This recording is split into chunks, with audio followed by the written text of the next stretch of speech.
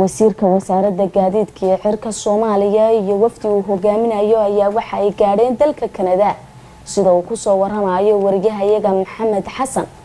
wasiirka wasaaradda gaadiidka xirka iyo dhulka ee dawladda federaalka ee dalka Soomaaliya mudane Maxamed Cabdullaahi Salaad Omar iyo wafdi ballaaran uu hogaaminayo ayaa ka soo degay gaadiidka diyaaraduhu caga dhigtaan ee magaalada weyntan Toronto ee dalkani Canada.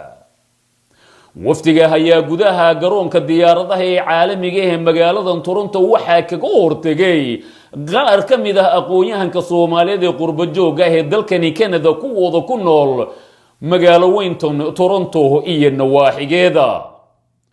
wasiir Omar oo wax ka weydiiyay ujeedada socdaalka ayaa wuxuu ku soo gaabiyay in uu yahay mid ay shir kula geli doonaan hay'adda qaramada midoobay u qaabilsan maamulka hawada magaalada Montreal ee dalkani Canada.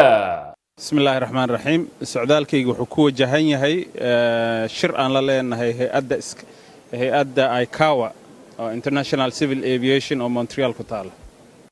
wasiirka wasaaradda gaadiidka cirka iyo dhulka ee dalka Soomaaliya mudane Omar oo wax ka weydiiyay xaaladda dalka Soomaaliya ee xilligan ayaa wuxuu ku tilmaamay in ay Soomaaliya tahay mid nabadgelyo buuxda xilligan ka jirto isagoo tilmaamay in dawladda xilligani ay tahay mid soo celisay haykalka dawladnimo ee dalka Soomaaliya.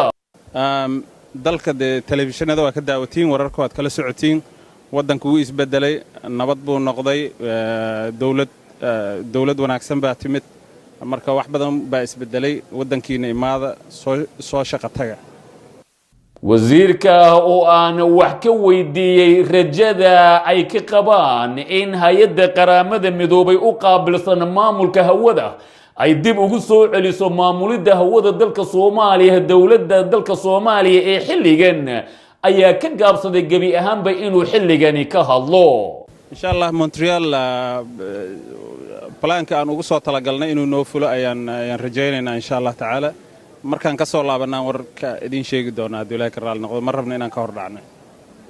hay'adda u qaabilsan qaramada midoobay maamulka hawada ee xarunteedu tahay magaalada Montreal ee dalkan Canada ayaa maamulidda hawada dalka Soomaaliya waxay gacanta ku haysay wixii ka dambeeyay burburkii dalka Soomaaliya balse dawladihii kala dambeeyay ee dalka Soomaaliya ayaa guud ahaanba ku soo noqnoqonayay magaalada Montreal si ay hawada Soomaaliya noqoto mid dib ugu soo noqota maamulidda dawladda federaalka ee dalka Soomaaliya.